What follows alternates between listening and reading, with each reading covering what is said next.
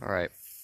I promise I'm going to get around to filming some more technique videos for you guys, but there's something I've been thinking about a lot lately that I wanted to talk about, and that's that all of these demonstration videos that you're used to seeing on Aikido, um, where they start off with the wrist grabs and lapel grabs and stuff like that, that's not how you do Aikido. That's how you learn Aikido.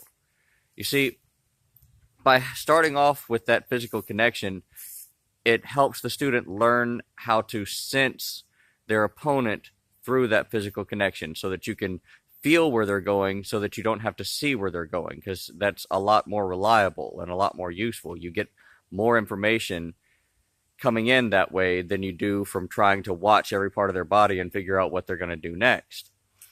Um,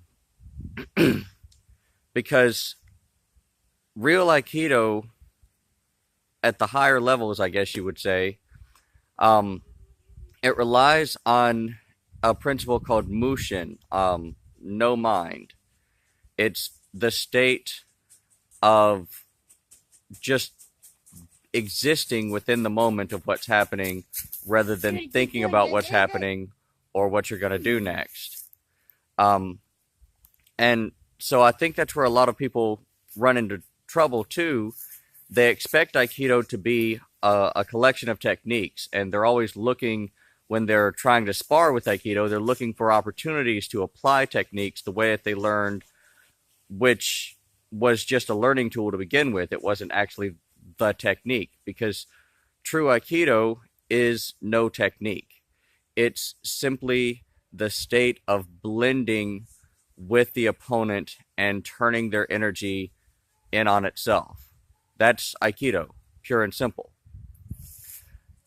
The techniques that we practice, they're used to help us learn how to do that.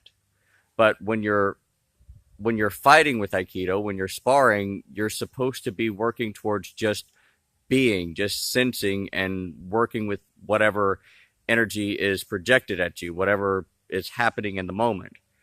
So, you end up doing things that are like the techniques that you learned, but they're not necessarily always going to be exactly as you learned them, because what you're doing is you're applying principles. You're not applying techniques, um, because that's what Aikido is about. It's about internalizing the principles of Aikido and then allowing them to manifest through your actions. And I think that's also where you come up with some of these myths, these things of where the teachers will say something like, well, when you need it, it'll just manifest itself. You just keep practicing and keep learning, and then Aikido will just come out when it's supposed to. They make it sound really magical, and it's not. In reality, it's just a matter of practicing it enough to internalize those principles. But then I think what teachers are failing to do, where they're failing their students the most, is in not distinguishing between, this is what we're learning so that we can identify and internalize these principles. This is not Aikido. This is not the way that you're going to fight with it. This is not how you're going to use it if you're attacked in the streets. I think we're failing to emphasize enough the division between the technical aspect and the, I don't know, esoteric aspect, I suppose is what we would call it.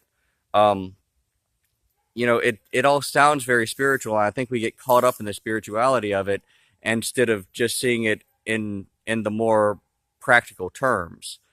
Um, like I said, it's about blending with the energy and turning it in on itself. That in and of itself sounds pretty flowery, but in reality, what you're doing is you're just feeling which way somebody's moving, and you're moving with them enough so that you can put them on the ground or break their arm or snap their leg or something. That's how Aikido manifests in self-defense when you're training it that way. But you have to stop trying to find opportunities to apply technique by rote, and instead start looking at the techniques that you're practicing as just a means of internalizing those concepts.